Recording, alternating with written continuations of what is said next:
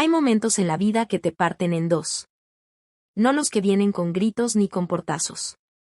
Los peores son los que llegan en voz baja, en medio de una fiesta, rodeada de gente con copas en la mano y sonrisas en la cara. Me llamo Daniela Morales. Tengo 32 años.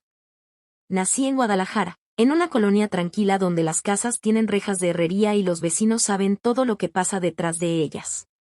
Mi padre se llama Ricardo. Mi madre, Laura. Y durante toda mi vida, dentro de esa casa, fui la segunda hija. La que no brilla. La que simplemente ocupa espacio. Ese sábado de abril llegué al salón de bodas con mi vestido azul marino, el único presentable que tenía.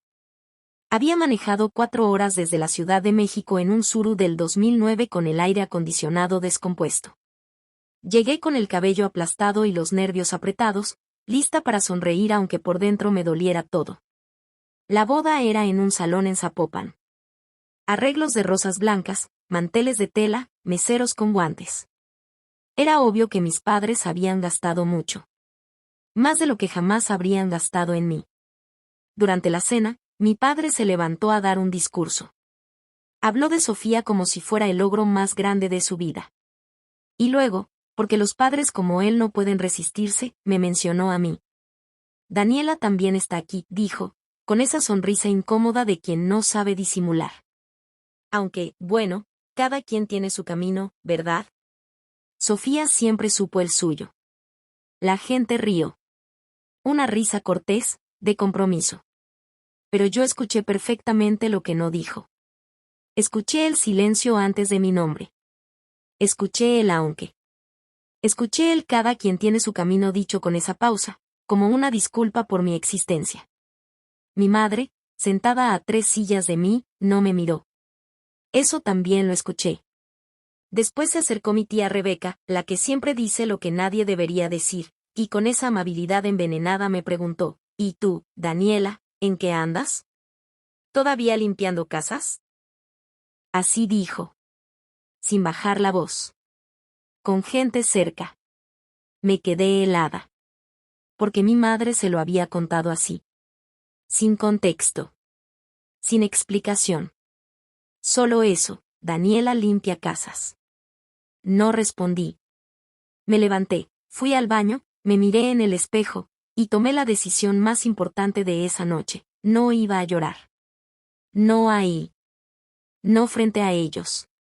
Pero lo que pasó 2 horas después, cuando una mujer al otro lado del salón me reconoció, se quedó pálida y susurró: espera, ¿tú eres ella? Eso todavía me cuesta trabajo creer que fue real. Y lo que mi madre escuchó sin querer esa noche fue el inicio del final de muchos años de silencio. Para entender ese día, hay que entender cómo se construyó esta historia. Porque las heridas grandes no llegan de golpe. Llegan en capas, despacio, hasta que un día ya no puedes recordar cuándo empezó el dolor. Tenía 9 años la primera vez que entendí que en mi casa había 2 tipos de hijas. Fue un martes en la tarde. Había pasado toda la semana escribiendo un cuento en un cuaderno con portada de ositos. 12 páginas. Lo había corregido 3 veces con mi pluma favorita, la roja. Lo puse sobre la mesa del comedor esperando que alguien llegara y lo viera. Mi papá llegó primero. Lo movió sin mirarlo y puso su periódico encima. Sofía llegó media hora después con una calcomanía que le habían dado en la escuela por portarse bien.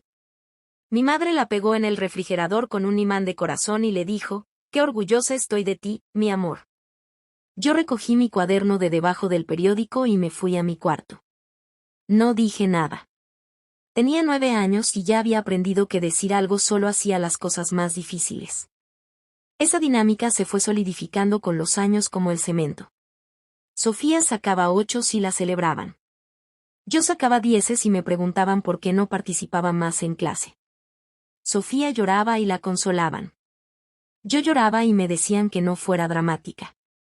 Pero la noche que verdaderamente me marcó fue cuando tenía 14 años. Era una reunión familiar en casa de mis abuelos. Mi tío preguntó qué quería ser Sofía de grande. Arquitecta, dijo ella con su sonrisa segura.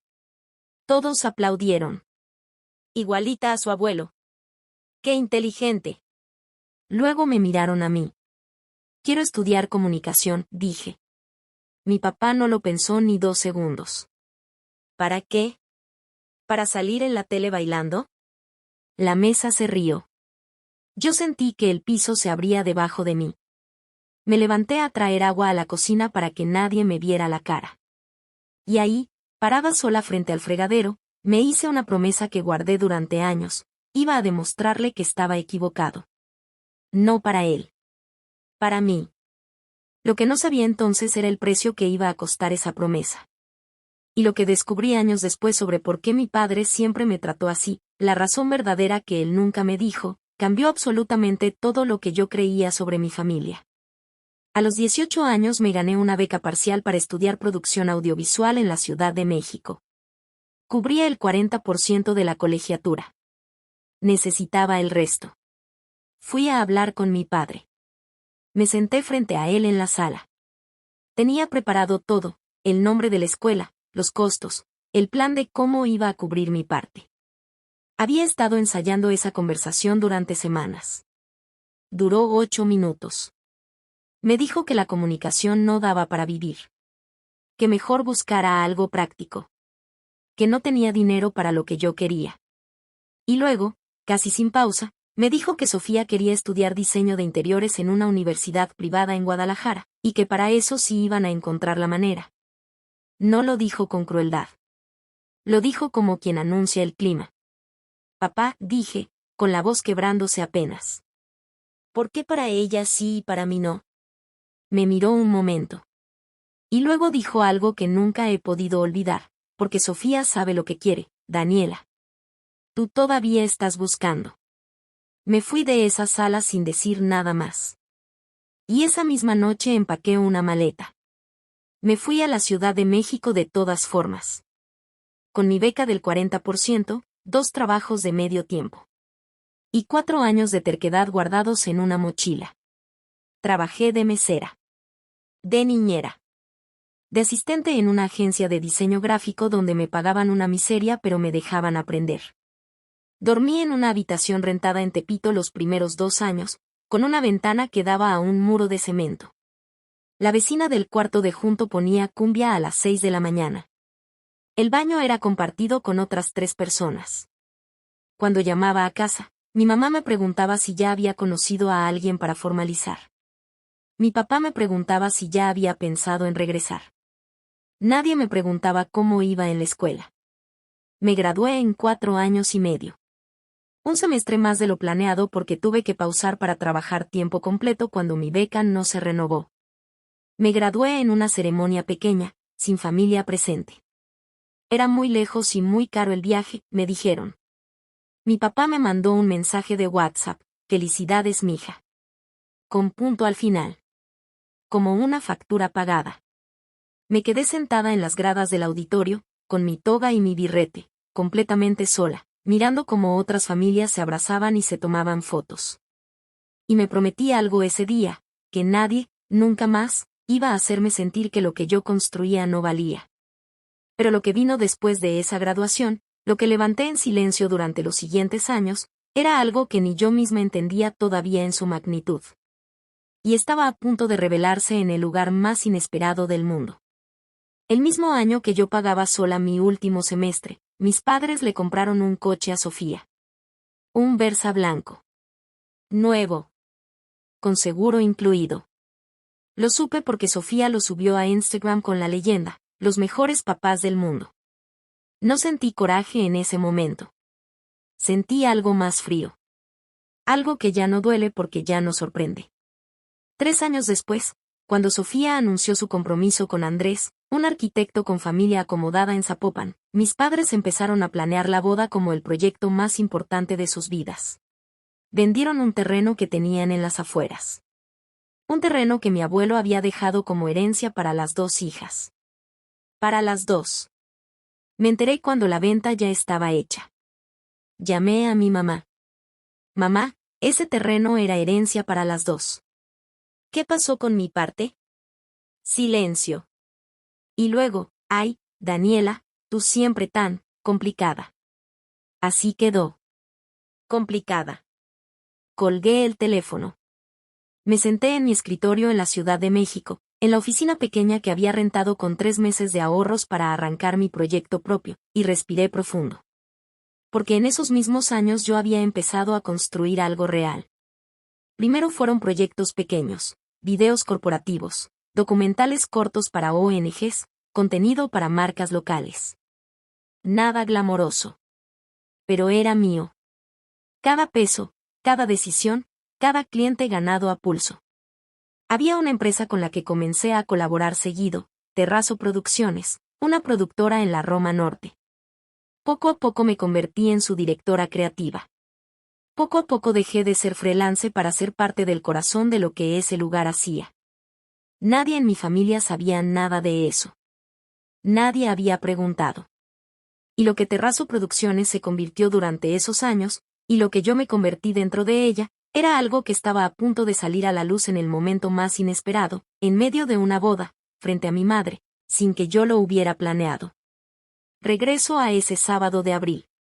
Después del comentario de mi tía Rebeca, pasé el resto de la noche en piloto automático. Sonreía cuando había que sonreír. Comía sin saber qué estaba comiendo. Por dentro, algo se había apagado. En algún momento, durante el vals, me encontré parada cerca de la barra con un vaso de agua en la mano, mirando a Sofía bailar con mi padre. Ella estaba radiante. Genuinamente hermosa. Y yo, en ese momento, no sentía envidia. Sentía algo más extraño y más triste. Sentía que podría salir de ese salón caminando despacio y nadie lo notaría en por lo menos una hora. Fue entonces cuando escuché una voz detrás de mí. «Perdón, ¿tú eres Daniela Morales?» Me volteé. Era una mujer de unos 45 años. Bien vestida. Cabello oscuro recogido, aretes de oro discretos. Una presencia serena pero firme, de las personas que están acostumbradas a que las escuchen. No la reconocí de inmediato. Sí, dije, con cautela. Me miró un segundo más, como verificando algo, y luego sus ojos se abrieron apenas. Daniela Morales, directora creativa de Terrazo Producciones. El salón entero pareció detenerse. Sí, repetí, esta vez sin saber muy bien qué estaba pasando. Soy Verónica Salinas, dijo. Dirección de Comunicación de Grupo Salinas Hermanos. Yo fui quien aprobó tu propuesta la semana pasada. Grupo Salinas Hermanos. Una empresa constructora con presencia en 5 estados. Un proyecto de imagen institucional que llevábamos meses preparando. El contrato más grande que Terrazo había buscado en su historia. ¿Eres de la familia de la novia?, me preguntó Verónica, todavía con esa expresión de incredulidad amable. Soy su hermana, dije. Verónica me miró con algo que no supe descifrar del todo en ese momento. Después entendí que era respeto genuino. Tu hermana nunca nos mencionó que eras la Daniela Morales de Terrazo. Evaluamos 5 productoras, dijo. La tuya fue la única que entendió exactamente lo que necesitábamos. No solo técnicamente, visualmente, emocionalmente. Supieron leer lo que queríamos decir antes de que termináramos de explicarlo. Y fue en ese momento cuando escuché un sonido detrás de mí. Un roce de vestido. Una respiración. Me volteé despacio. Mi madre estaba a 2 metros. Con su copa de vino en la mano. Completamente inmóvil. No fingía que no escuchaba. Ya no podía. La miré un segundo. Ella me miró. Y en sus ojos vi algo que en 32 años de vida no había visto antes. No era orgullo todavía. Era algo más difícil que el orgullo. Era vergüenza. La vergüenza silenciosa de quien acaba de entender que estuvo equivocada durante mucho tiempo. Verónica siguió hablando. Yo respondí con calma, con precisión, como en cualquier reunión de trabajo. Le hablé del equipo, del proceso, de lo que habíamos preparado para ellos. Y todo ese tiempo, mi madre no se movió. Cuando Verónica se excusó para saludar a alguien, me quedé sola frente a mi mamá. El silencio duró 10 segundos. Los conté. Daniela. Empezó, con una voz que nunca le había escuchado. Una voz sin armadura. No, mamá, dije con calma. No con rabia. Con calma. No me digas nada esta noche. Solo escúchate a ti misma pensando lo que estás pensando ahora mismo. Eso es suficiente por hoy. Me serví otro vaso de agua. Y me fui a sentar sola a una mesa del fondo. Pero lo más difícil no fue ese momento. Lo más difícil fue lo que encontré esa noche en mi teléfono, un mensaje que llevaba semanas sin abrir y que estaba a punto de explicarme algo que ningún hijo debería tener que descubrir solo. Esa noche, en el hotel de paso donde me había hospedado, porque no cabía en la casa de mis padres donde dormían los demás invitados, me senté en la cama con mi teléfono. Entre correos de trabajo encontré un mensaje de mi tía Consuelo. La hermana de mi papá. Alguien con quien casi no tenía contacto. Lo había enviado 3 semanas antes. Yo no lo había visto porque estaba grabando en Oaxaca sin señal. Decía, Daniela, sé que casi no hablamos. Pero hay algo que debes saber sobre tu papá y sobre por qué siempre fue así contigo. No te lo cuento para hacerte daño. Te lo cuento porque ya no es justo que sigas sin entender. Cuando puedas, llámame. Me quedé mirando esa pantalla durante mucho tiempo. Llamé a la mañana siguiente, muy temprano, antes de que comenzara el desayuno familiar. Mi tía Consuelo contestó al segundo tono. Como si hubiera estado esperando. Sabía que ibas a llamar después de la boda, dijo. Y me contó. Cuando mis padres se casaron, mi papá tenía una deuda grande con un socio de negocios. Un proyecto que salió mal. Un fracaso que lo dejó sin dinero y sin reputación en el círculo donde él quería pertenecer. Mi madre, para salvarlo, vendió un terreno que era herencia de sus propios padres. Lo hizo sin que él se lo pidiera. Lo hizo porque lo amaba. Pero mi papá nunca lo procesó bien. Lo cargó como una vergüenza privada, como una deuda que nunca pudo pagar. Y en lugar de hablar de ello, lo enterró. Cuando nací yo, mi papá estaba en el punto más bajo que había estado en su vida. Tú te parecías mucho a él, me dijo mi tía. El carácter, la terquedad, la manera de mirar las cosas. Y cuando te veía a ti, se veía a sí mismo en el momento en que más se había odiado. Nunca supo separar eso. Hizo una pausa. No te lo cuento para que lo disculpes, Daniela. Eso es algo que él tiene que pedirte. Te lo cuento para que dejes de preguntarte qué fue lo que tú hiciste mal. Porque nunca fue tu culpa. Nunca fuiste el problema. Fuiste el espejo donde él no quería mirarse. Me tomó mucho tiempo responder. La voz no me salía. Él sabe que me estás contando esto, pregunté finalmente. No, dijo. Pero alguien tenía que decírtelo. Ya era tiempo. Colgué. Me quedé sentada en esa cama de hotel, con la luz de la mañana entrando por la ventana, y lloré. No de dolor. De algo más complicado que el dolor. De ese alivio extraño y agotador que llega cuando finalmente entiendes algo que te ha pesado sin nombre durante 20 años. Y cuando bajé a ese desayuno familiar y vi a mi padre sentado en la cabecera como siempre, algo en mí supo que había llegado el momento de la única conversación que debía haber tenido hace mucho tiempo. El desayuno era en casa de mis padres, en Chapalita. No iba a ser una escena. No frente a todos. Ya había tenido suficiente humillación pública para toda una vida. Lo que yo necesitaba no era una audiencia. Era una conversación real. Esperé a que mi padre saliera al patio a tomar su café solo, como siempre hacía. Salí detrás de él. Me senté a su lado sin pedir permiso.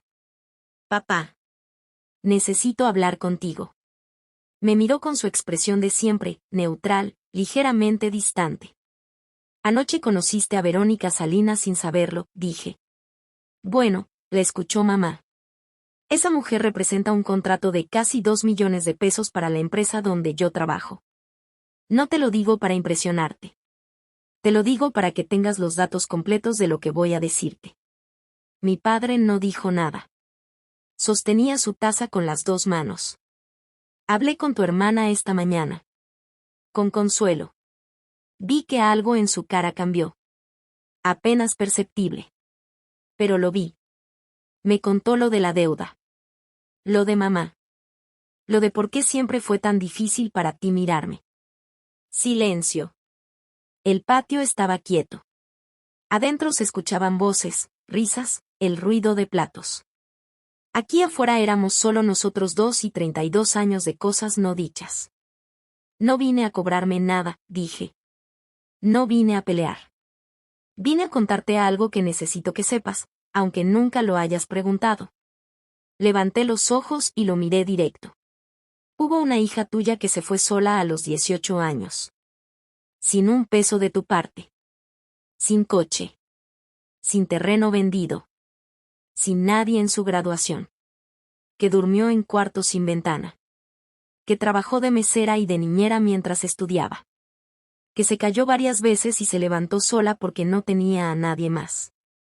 Mi voz se mantuvo firme. Casi me sorprendió. Y esa hija construyó algo real. No para demostrarte nada a ti, papá. Para demostrárselo a ella misma.